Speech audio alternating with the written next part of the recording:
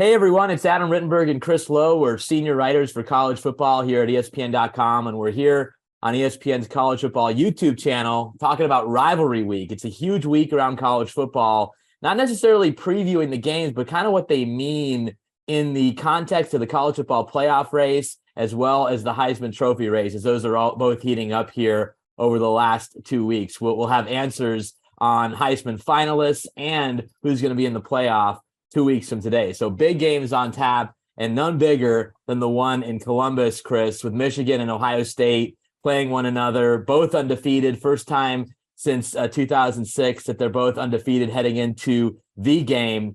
And obviously there's Heisman Trophy contenders on both sides of this one, with C.J. Stroud, the Ohio State quarterback, who many looked at as the favorite entering the season. He hasn't done a whole lot to change that designation. And then on Michigan's side, Blake Corum, their outstanding running back, who was a little banged up in the Illinois game this past weekend, but I'm told that he should be okay for a huge game, a day after his 22nd birthday. So you got playoff implications here, Chris. You got rivals. You got Heisman Trophy. Couldn't ask for much more with Ohio State and Michigan on Saturday. Adam, I thought last year, Michigan breaking through and getting to the playoff for the first time under Harbaugh was one of the bigger stories in college football. It gave us some new blood in the playoff. It's one of those deals where if you're a Michigan fan, you probably started to wonder, is he ever going to be able to break through and beat the Buckeyes? And they did. And I think this year, that just adds to the intrigue that can Michigan do it 2 years in a row? I mean, they're physical. They can run the football. I don't think Michigan's had a killer schedule, but they've done what they needed to do, and they've found ways to win games. Ohio State, is not at full strength, as you know. I mean, they've had some guys certainly on the perimeter there that have not been able to play, but new guys have come on. I mean, Marvin Harrison's just had an incredible year, and I think that's what this game gets down to. Can Michigan keep Ohio State from making those explosive plays and sort of muddy it up, play possession football and run the ball? But I would not rule it out that if this is a great football game and both these teams play a one possession game down to the last 3-4 minutes, that both these teams can make the playoff. Now, some things have to happen for that to happen, but I would not rule it out. Hey, Chris, I think certainly the playoff landscape changed this past weekend with Tennessee losing to South Carolina, and now is a 2-loss team that won't be in its conference championship. But heading into the weekend, I know I felt other than Georgia, Tennessee was maybe in the best position, just needing to beat South Carolina and Vanderbilt to secure a playoff spot. But now with 2 losses, they're out of the mix, and it does, like you said, open up that possibility for both Michigan and Ohio State to get in. Now, Ohio State has a stronger non-conference resume than Michigan with the win over Notre Dame, a team that might be in the top 15 when the next committee rankings come out on Tuesday night. Notre Dame's at USC. We'll talk about that game in a minute. But do you think Michigan, which, they had this non-conference schedule of 3 home games against, lower level group of 5 teams. Now UConn has actually come up and become bowl eligible, but they didn't play anyone nearly of Ohio State's magnitude outside of conference. Can they get in with a loss on the road? Now they have a win at home against Penn State, dominant fashion. They have some other wins in the Big Ten, but the Big Ten just not very deep this year. After those top 3 teams, no one else has been ranked in the committee's ranking since Illinois fell out a few weeks ago. Michigan does have a win over the Illini this past weekend. Close win. Very, very fortunate to win that one. So why do you think that there's a chance they can still get in even if they fall in Columbus? Scenarios in other conferences, and this is exactly what the power brokers wanted when we went down the playoff road, is you get into these last few weeks and everybody's paying attention to everybody else. I mean, how often would SEC fans be paying attention to TCU or Oregon or USC? Everybody's watching all these games. So in Michigan, I think they've got to it's got to be, they can't get beat 2-3 touchdowns at them and think they've got a shot. But if they play this game close, and it's a very close game, a good football game, and let's say TCU loses in the championship game, the Big 12 championship game, maybe the Pac-12 continues to beat up on itself, and say there's a 2-loss champion out there, then why not Michigan? I think Clemson's sort of the fly in the ointment. What happens if Clemson wins the ACC title and has just the 1 loss to Notre Dame, albeit it was a decisive loss at Notre Dame. But at that point, is there a lot of difference in Clemson's resume and a one-loss Michigan resume? Again, if that Michigan loss is indeed close.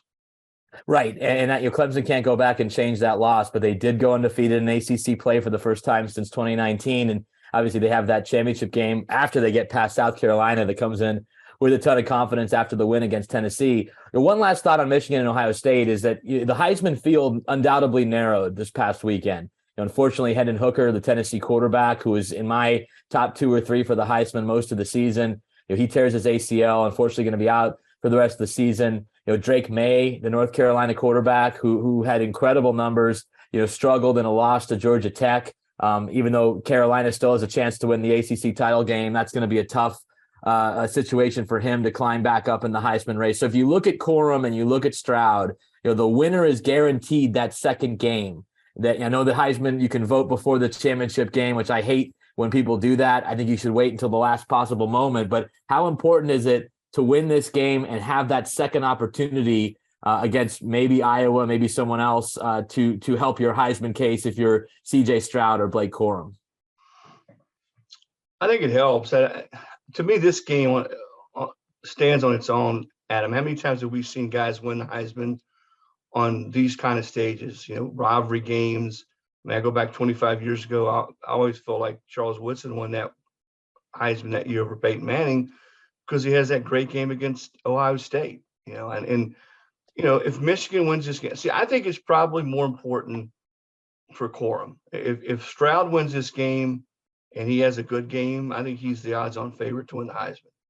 If Michigan wins and Corum has a big game, and Michigan goes on, he has another big game in the Big Ten championship, boy, he puts himself right there in the hunt. And, it's been a while since we've seen a running back win the Heisman Trophy. And, maybe he's that guy that sort of breaks that drought. But I think it's more important for him to get an extra game than it would be for Stroud. I think you could almost lock it up for Stroud. I wouldn't say lock it up. He has a big game and Ohio State beats Michigan, then he's got a great chance. Now, Caleb Williams is probably going to have 2 games too, which I think he would be the other guy. If you ask me right now, who are my 2 favorites to win it, it would be those 2. And maybe Bo Nix sort of lurking in the background if Oregon were to get in to the Pac-12 championship and win it. But Stroud, I just have that feeling that if Stroud really shows out, plays well, and they beat Michigan this Saturday, he's going to be hard to beat. Yeah, he will. And again, it just helped that he was kind of in that favorites chair from the start and hasn't done a whole lot numbers wise to move himself out of it. You mentioned Caleb Williams, and he's a guy who is guaranteed 2 more opportunities. And he no one made a bigger move in the Heisman race than Caleb did over the weekend against UCLA. Incredible matchup at the Rose Bowl. Always one of my favorite visual games of the year when both teams wear their home colors. And the USC UCLA certainly lived up to the hype. But Caleb Williams, career high 470 passing yards, couple of touchdowns. I know he had a rushing touchdown as well. Just incredible performance. And now USC, year 1, Chris, under Lincoln Riley, is in position to make the college football playoff. Now their road ahead is not easy. They have Notre Dame this week, their arch rival going back many, many decades, so many great games over the years. And, Notre Dame comes in hot. They've played really well here over the last month or so since that stunning loss at home to Stanford. They beat Clemson definitively, come off a 44-0 win over Boston College. And so what do you think about this game now that USC has another signature road win against a team in the committee's top 25, had the win over Oregon State. Now they have UCLA. They get Notre Dame a chance to move even closer to what I would call an improbable college football playoff spot, given where they were a year ago. Excuse me. I'm not surprised at all that USC's in this position. I felt like when Lincoln went there, Caleb Williams went, Jordan Addison. Now, Addison's had some injury problems this year, that they would clearly be the best team out west. And I thought they would make a run for one of those 4 playoff spots this year. You just sort of had that feel. And I had the chance to meet with Lincoln out there in LA in June. And you could just tell sitting down with him that he felt like it wasn't going to take very long for them to really get it rolling. And they had been perfect this year. I think they'll get better as they continue to work the NIL world and recruit. But Caleb Williams is a lot of fun to watch play. That was a great football game. That UCLA USC game, I had a chance to watch most of that and to watch those teams go at it. And I think it's great for college football that you have 2 teams out west in such a, as you say, an iconic scene, locale there at the Rose Bowl to play a game of that stature. I look at Caleb Williams, though, as a guy that, there are always, 3, 4, 5 guys every year in college football that even if you're not really interested in the game, you sort of circle those guys and you try to watch them play. He's one of those guys for me, because he can do a lot of different things. He's exciting. He's one of those guys that you never know. The play's never really over, with Caleb Williams. And that's what's so much fun to watch. He's so fun to watch because of that. And, much like Stroud, he's got chances. He's got a couple chances to really show the Heisman voters what he's made of. And that's why I think it's going to come down to those two guys. And he fits that offense perfectly. I mean, there's no question he's already played in it there in Oklahoma before Lincoln left to go out west. So we've got a little drama, and not only in the who's going to make who the 4 playoff teams are, but who the Heisman Trophy winner is. You really knew last year that Bryce Young was probably going to win it. Certainly when they lit up Georgia in the SEC championship game. This year I don't know, and it's again, if there is a curveball late, is it a guy like Bo Nix if Oregon can sneak in there? But Williams and Stroud are both a lot of fun to watch play, and I think it's a win for the Pac-12 and it's a win for the West Coast that you have a team that legitimately has a chance to get into the playoff again in USC, and you've got a player in Caleb Williams is a great chance to win the Heisman Trophy. No doubt. And the Pac-12 has delivered this year, Chris. They may not get a playoff team, but they're big-time games, whether it was USC, Utah, the UCLA-Oregon game had some moments. Washington-Oregon last week was a great game. And then both contests this week, USC, UCLA, and then Utah-Oregon were 3-point games and went down to the end. So the quality of football in the Pac-12 has taken a big step up, largely because of these transfer quarterbacks like Caleb Williams, like Bo Nix, and Michael Penix at Washington. Can't leave him out as well. He's had a great season transferring in from Indiana. I think what's interesting for Caleb Williams is that while CJ Stroud, I agree with you, in some ways he might win the Heisman if he plays well against a Michigan defense that's just been outstanding. And we haven't talked enough about what they've been able to do reloading, losing essentially three top number 1 draft picks and their coordinator from last year's unit. They've been outstanding. So if CJ can light them up, I think he'll certainly have the inside track, but then he goes into a championship game against a weaker opponent, whereas Caleb Williams could be entering the Pac-12 championship game against a team like Oregon that gives him a real chance to help his stock. So it's going to be fun. Like you said, there's some real drama in the Heisman race heading down to the end. A guy that we haven't mentioned, who I still think is part of this race, Chris, is the quarterback of the undefeated TCU Horned Frogs, and that's Max Duggan. Now, TCU found another incredible way to win a game on Saturday at Baylor. They did the whole fire drill field goal at the end and was able to not get through there.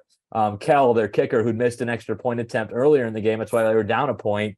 He comes through and nails one. So TCU is able to survive and keep that perfect record intact. Now they return home to face an Iowa State team that hasn't been very good this season, but still one of the better defenses in college football. And then they'll obviously be going to the Big 12 championship the following week, most likely against Kansas State, although we'll see how things shake out this weekend with the Wildcats. But TCU, Iowa State, this is kind of a hold serve game, Chris, although it's interesting. I think about that matchup and I can't help but remember the 2014 season. It was the first college football playoff, and TCU and Baylor were both playing on the same day. I covered both games, and we kind of monitoring to see who was going to slip up, who was going to be the Big 12 champion. And TCU had Iowa State at Fort Worth, and they beat them by about 50 points. And I was like, man, that team I thought could go into the college football playoff and do some damage. As it turned out, neither of those teams from the Big 12 were going to go, because Ohio State with Cardell Jones ended up whipping Wisconsin in the Big 10 championship, and they went ahead and obviously won the college football playoff in that first season. But how do you look at TCU going into this matchup, and what can Max Duggan do to kind of assert himself in the Heisman conversation? TCU, to me, Adam, they're in. They just got to win these next 2 games. I don't see any scenario. I don't care what happens anywhere else in college football. If TCU wins, and you know what, you're going to get all this. Well, if they play in the SEC or they play in the Pac-12 or the Big Ten. They play the schedule that's in front of them. Okay. And if you win a Power 5 conference championship and you're unbeaten, you're going to get into the playoff. Now, I understand there's 5 Power 5 conferences, but rarely we're never going to see 5 Power 5 unbeaten champions. So I love what Max Duggan's done. I think he's one of the tougher quarterbacks in college football. He's one of the more resilient quarterbacks. He just finds ways. I always look for quarterbacks, having covered ball for a long time, where you watch the team and you see how the team responds to that quarterback, the way they rally around him, much the way Georgia has Stetson Bennett the last 2 years. Stetson Bennett ain't going to be a first. I mean, I don't know how many years he'll play in the NFL. Yeah. And Duggan's sort of the same way. They just know and believe that when the game's on the line, or they need a big third down, or they need to come back in the fourth quarter, because he's done it time and time again, that he's going to get it done. And that's, to me, is what's so much fun to watch when you watch Duggan and TCU play. I mean, are they the best team in the country? Are they the most talented team in the country? No. But boy, they've gotten it done, and they've been able to win close games. And there's always something to be said for that. So I don't think Duggan's going to win the Heisman Trophy. I don't know there's a lot he can do these next 2 games to win it, unless, Stroud would just play awful and Caleb Williams were to play badly. Then maybe he slips up there in the top 2. But you know what? I bet you if you talk to Max right now, I guarantee you what he's thinking about is trying to figure out a way to win these last 2 games and get TCU in that Final Four and have a chance to play for the national title. Yeah, and I mean, you described it perfectly. Just a guy who his entire team rallies around, and he's a guy that didn't even win the starting job going into the season, even though he had been a starter under the previous coaching staff. So one of the more surprised teams and one of the more surprised players in college football, even though he was talented before and had done things, he wasn't even seen as the number 1 guy when they kicked off the season against Colorado back in early September. A guy that you mentioned who I also think fits that description in terms of how his team plays for him, and a player who has tremendous toughness. We saw that this past weekend against Utah, is Bo Nix, the Oregon quarterback. Now, Oregon has, I think, a very difficult test this week, especially coming off of that Utah game, which wasn't an easy game, physical game. They now have to go on the road to Corvallis and take on Oregon State. They don't call it the Civil War anymore. I still call it the Civil War, but it's a great matchup this year because of how much Oregon State is continuing on a positive trajectory under their head coach, Jonathan Smith. So Oregon's got to win this game to ensure that it faces USC in the Pac-12 championship. If they lose, it gets interesting with some other teams in the mix. Bo Nix, said after the game on Saturday that maybe if they play that game at noon instead of late at night, he might not play. He was that close. He was really trying to get his rehab in position so that he could play, and he did. He wasn't the same player in terms of running, but he had a big rush there at the end to set up what turned out to be the game-winning field goal. So what's your sense on Oregon State, just in terms of what it means for the Ducks, what it means for Bo Nix, in terms of trying to win a Pac-12 championship, which is out there, and get into that Heisman kind of conversation, at least get to New York as a finalist? You know what, to me, separates the Pac-12 from everybody else this year, and I'm not saying it's the best conference, but they probably have more balance at the top than any other conference in college football. I mean, you mentioned Oregon State. Oregon State's had a very solid season. And then the 4 you already mentioned, SC and UCLA and Washington and Oregon. I mean, all those teams have or are capable of beating up on each other. I don't know that there's another league this year that you could say that about the top 4 or 5 teams. There's some separation there, in the SEC, in the Big Ten, even certainly in the Big 12. You don't really see that in the Pac-12, which again has made that race pretty interesting. Bo Nix is the poster child for why transfers and transfer portals are good for college football. I mean, it just didn't work out, which is a shame at Auburn. His dad went there. He goes back to the Gus Malzahn regime, and I don't know why it didn't click for him, because you always knew he was a tough kid and could throw the football. Has the lineage there with his dad, but even when he first started there under Gus, I don't know. I don't know if there was a confidence situation, if there was an offense, and then certainly last year in Harsin's first year, that just went really sour very quickly. And sometimes at the quarterback position in particular, you just need a change of scenery. You need maybe a new coordinator, a new system. And they've done a great job at Oregon at getting him playing in a very, he's very comfortable. You watch him play, he never looked comfortable at Auburn. I don't know how much you watched him play at Auburn. I saw him play several times live. I just never thought he looked like he was a fit for what they were trying to do. He's been a perfect fit for Oregon. And again, his toughness, he's been he's a guy on the ground, has been really effective. I think has permeated that Oregon football team. And much like Duggan, much like a Stetson Bennett, you can sort of see how they rallied around him. But now I'm happy for him because he stuck it out there as long as he could. And he did the right thing. He got out of there and he wanted to sort of go find somewhere else that he could finish his career. And, you go back to the first of the season and you think, remember what the narrative was that first game, Georgia and Oregon, and just what a massacre that was in Atlanta. And you're thinking, gosh, Oregon doesn't even score a touchdown. Poor Bo Nix. And now here we are talking about Oregon potentially getting into the Pac-12 championship game. And if everything were to fall right, who knows? But no, I think it's been a good story, and I'm glad to see him have the kind of success he's had out there in Eugene. I think it comes down just to the freedom of the system and the fact that Bo knows in this offense that he can check it down sometimes and that they're going to be taking another shot a couple plays later. And he's going to have multiple chances to make the highlight play, which I don't know. I feel like he felt like he played tight at times under both Gus Malzahn and Brian Harsin. Maybe that's partly on him. Maybe it's partly on them. But as you said, it's been a perfect match out in Eugene with Kenny Dillingham, who was his offensive coordinator back in 2019 as a freshman. I think if you're USC, Chris, you want Oregon to win this game. You want to face Oregon in the Pac-12 championship game with a playoff spot on the line, because then I think there'd be no doubt. If USC's only loss is by 1 point on the road at Utah, and then they finish with UCLA on the road, Notre Dame at home, Oregon, a neutral site in Vegas, it's going to be hard to leave that team out of the playoff, even over a Clemson team that would essentially have 9 wins in the ACC. Yeah, you heard a lot of cheers there from the men of Troy when Tennessee lost, and you sort of heard those same type of cheers there in Clemson, South Carolina, because that sort of opened the door for both of those teams.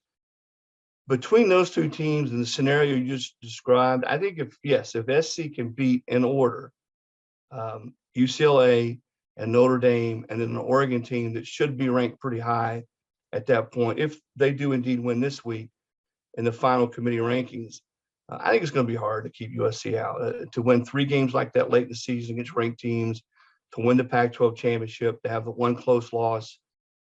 Conference championships do and should count for something.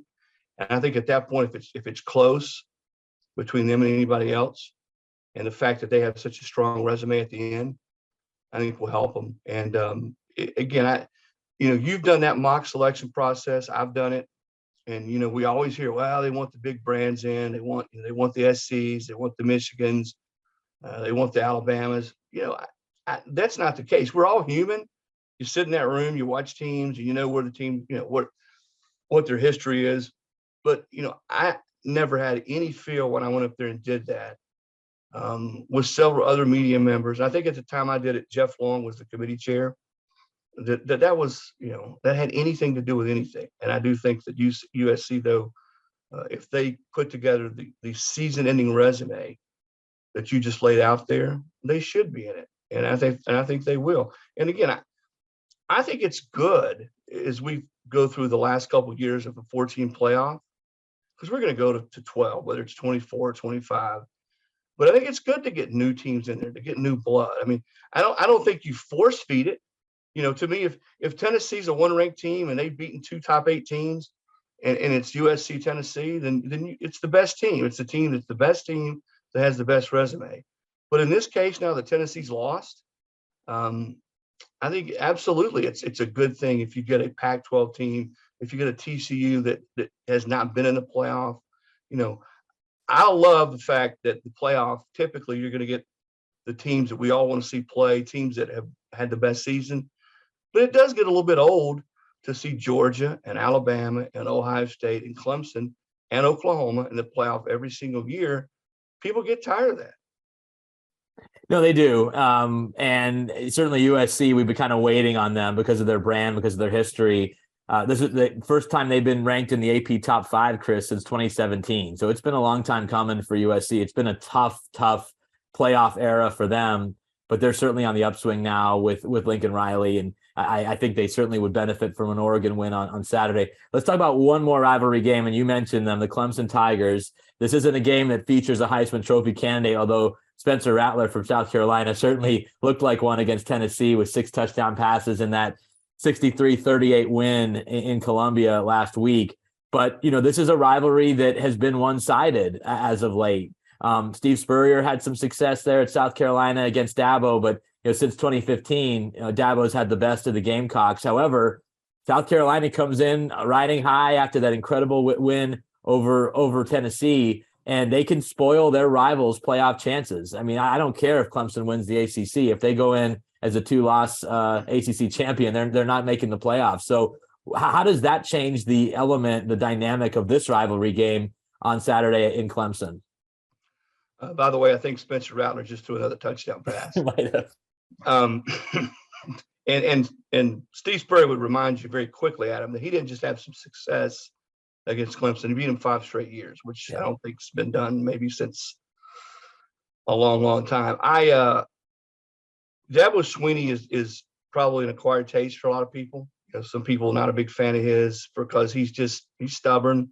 And I mean that in a complimentary way. He's going to do things the way he thinks they need to be done. And he doesn't care what you think or I think or anybody else. And the way he runs his program and his culture there. And he's built such a monster that, they won 10 games last year and the fans were on it pretty good. So they got a chance this year to win the ACC championship, to be right there in the mix, to win to be in the playoff. And I think, again, that shows you that he has indeed built a program to last there at Clemson. Everybody talks about, well, with the changes, with NIL, with the transfer portal, is he going to be able to evolve? I think he will. I really do. And I think that's regardless if it's maybe a little bit different than some of the other schools do it. The way Dabo recruits, the way he connects and relates to to kids out there, they're always going to get good football players. So this is a big game for Clemson, because if they were to lose to South Carolina, then you hear a little bit more of that howling. Oh, golly, how do you lose to South Carolina with so much to play for? Has Dabo lost his fastball? Does he need to look at maybe tweaking this or tweaking that in his program, especially if you were to lose at home? This game's at Clemson. So, it's a big game for a lot of reasons. And, South Carolina under Shane Beamer has exceeded expectations. Now, are they going to win the East? Have they been knocking on the East door? No. But you know what they've done? They've beaten teams the last 2 years that South Carolina has not historically beaten. Tennessee, Auburn, Florida, Texas A&M. Gamecocks weren't doing it. Other than that run under Spurrier, when they finished top 10 3 straight years, you go back the last 27 years, the Gamecocks had not done that. And now here they are with a chance to win an 8th game against a Clemson team that's ranked right there in the top 10. So, there's a lot of intrigue with this game. This series has, yes, Clemson's dominated, but it's produced a few surprises. It's produced some memorable games, and there's a lot of bad blood between these two fan bases. And having grown up in that state, they don't like each other. And if you're a Clemson fan and you lose to South Carolina, you hear about it for the rest of the year. You hear it at the grocery store, you hear it at church, you hear it at work, you hear it everywhere, vice versa. So I like the fact that, not a lot of schools anymore play the last game against a conference rival in another conference. Florida State, Florida do it. Clemson and South Carolina do it. Georgia Tech, although the Georgia Tech rivalry hasn't been a rivalry forever. I like it. I like the fact that it's a little different. It's a little unique. You're in the regular season with that uniqueness. And both of these teams have a ton to play for. I mean, Shane Beamer, for everything he's done there at South Carolina, and this just shows you why, fan is simply a short word for fanatic. He was catching a lot of heat before that Tennessee game. His coordinator, Marcus Satterfield, catching a lot of heat. A lot of idiots running around with Fire Satterfield hats on. And here they are again with a chance to win 8 games. And I can promise you, if you'd have told somebody there in Columbia before the season that you got a chance to win 8 games with a chance to beat Tennessee and Clemson, they'd have taken it in a heartbeat. And knock Tennessee and Clemson out of the playoff race. That would be quite something for Shane Beamer in year 2. I was with Dabo after they lost to Notre Dame. Never seen him that down. Was very kind of humble and took all the blame after that performance. But he did say that they're not quite out of it, and maybe he'll be right if they're able to beat South Carolina, go to the ACC title game, and win that conference again. See how things play elsewhere. Well, rivalry week is always one of my favorites in college football. I know it's the same for you, Chris. Can't wait for the games this week, and obviously a lot on the line for both the college football playoff and the Heisman Trophy race. For Chris Low, I'm Adam Rittenberg. Thanks so much for watching us here on ESPN's College Football YouTube channel. Thanks for watching ESPN on YouTube. For live streaming sports and premium content, subscribe to ESPN Plus.